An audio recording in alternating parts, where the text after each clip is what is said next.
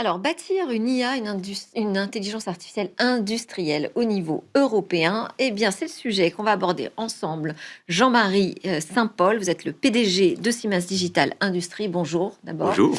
Bienvenue dans Smartech. Ce sujet, vous l'abordez notamment à travers une alliance, c'est comme ça que vous l'avez annoncé, avec Alter. Qu'est-ce que ça veut dire une IA industrielle déjà et européenne?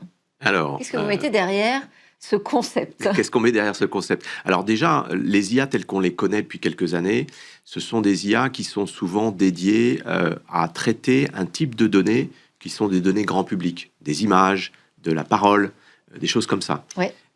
Mais c'est vrai que quand on parle du monde industriel, on va gérer des objets qui sont différents d'une image ou simplement de parole ou de texte. Ça va être des schémas 3D, des jumeaux numériques, des informations industrielles. Et les IA, que j'appellerais généralistes, ne connaissent pas ces objets. Et donc, il faut développer une nouvelle génération d'IA, si j'ose dire, ou une classe d'IA qui va être entraînée sur ces objets industriels et qui va aussi posséder des caractéristiques de sécurité et de fiabilité qui sont spécifiques au monde industriel.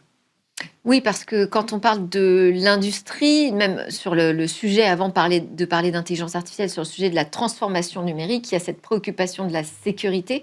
Les industries ont l'habitude plutôt de travailler en vase clos pour éviter tout risque d'intrusion. Bien sûr. Comment est-ce qu'on gère cette problématique à l'ère de l'IA? Oui, alors effectivement, qui dit ère de l'IA dit ère de la donnée. Oui. Et cette donnée, comme vous l'avez très bien dit, elle est cruciale. Et il faut que l'IA soit fiable. Parfois, quand on est dans le domaine justement grand public, on parle des hallucinations de l'IA, elle fait parfois des erreurs.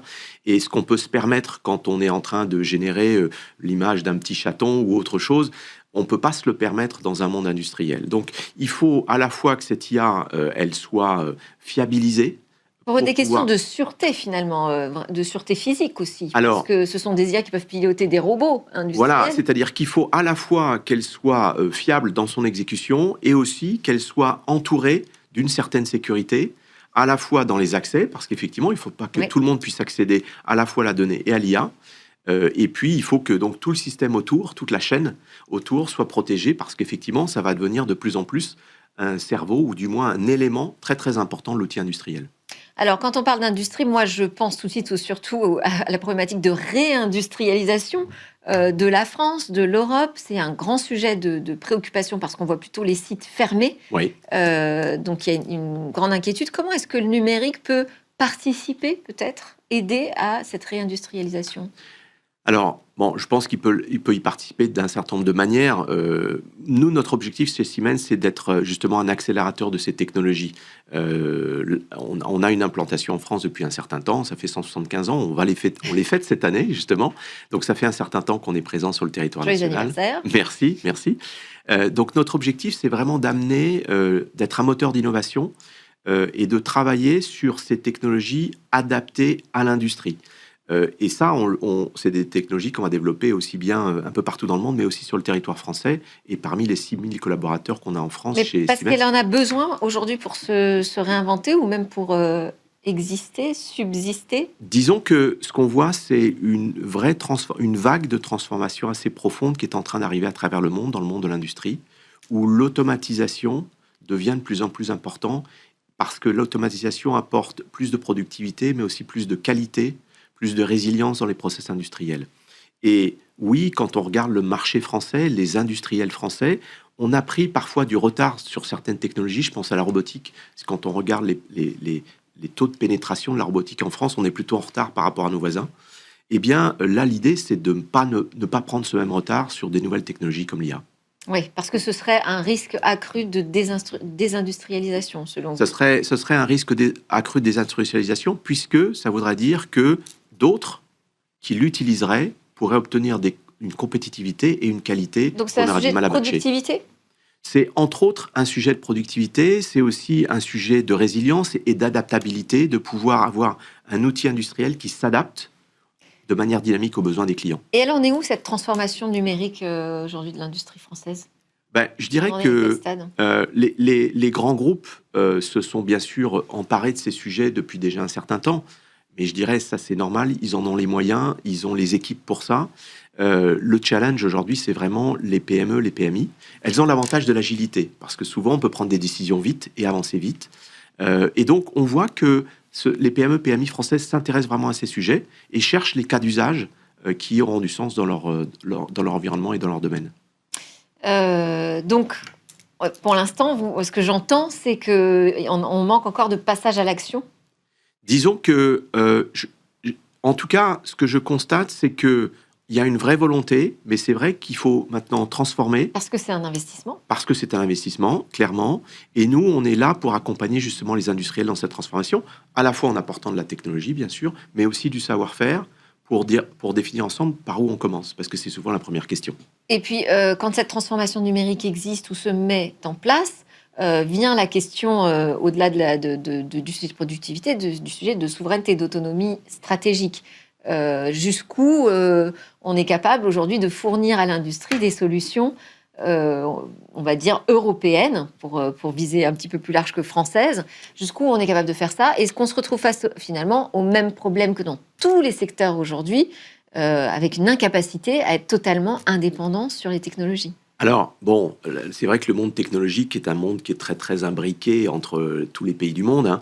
Pour autant, je pense qu'on peut, en tout cas, nous, chez Siemens, on est très fiers d'être une entreprise qui consolide beaucoup de technologies aujourd'hui dans le monde industriel, et nous sommes un acteur européen. Oui. Et cet acteur européen, il investit beaucoup, et le dernier investissement que vous avez cité tout à l'heure, c'est effectivement le rachat de la société Altair, qui était une société américaine, qui maintenant est devenue passée sous le drapeau européen. C'est vrai que c'est 10 milliards. Signalé, ouais. Et donc pas un petit investissement, mais parce qu'on croit beaucoup effectivement au fait qu'on peut être un acteur assez incontournable dans le monde entier sur ces sujets. Et encore une fois, acteur européen qui aujourd'hui est un leader mondial dans le domaine de l'automatisation industrielle et le logiciel industriel. Et pour la transformation via l'intelligence artificielle, ça passe par le cloud ou c'est plutôt des solutions on-premise, enfin, sur les sites industriels? Un peu des deux, je dirais, parce que c'est vrai que l'IA est une technologie qu'on dit parfois pervasive, elle se diffuse un peu partout dans l'usine. Et on peut trouver de l'IA au niveau des machines, vraiment à l'intérieur de la machine. On peut trouver de l'IA au bout d'une ligne de production, mais on a aussi parfois, souvent, besoin de l'IA au niveau de tout un site ou d'une collection de sites, et là, on va passer dans le cloud. Et donc, l'idée, c'est d'être capable d'offrir des solutions à chaque étage. On se l'autorise dans le domaine industriel? Ça amène effectivement nos clients à réfléchir à ce qu'on appelle la segmentation de l'information. Quelles sont les informations très très critiques qu'il me faut protéger avec des infrastructures particulières? Quelles sont les informations qui sont peut-être moins critiques? Et en fonction de cette criticité, quelles solutions on met en place? Il y a des solutions technologiques aujourd'hui pour chaque typologie de cas. Et si vous deviez pointer vraiment un axe important sur lequel il faut que l'industrie investisse, ce serait lequel? Est-ce que c'est sur les jumeaux numériques en priorité? Quelle est la technologie qui fait la différence? Je dirais que ce qui fait la différence déjà, effectivement, ça va être la donnée. Parce que quand on voit toutes ces technologies, que ce soit les jumeaux numériques et demain l'IA, elle s'appuie sur de la donnée. Un jumeau numérique va produire de la donnée, une IA va les consommer.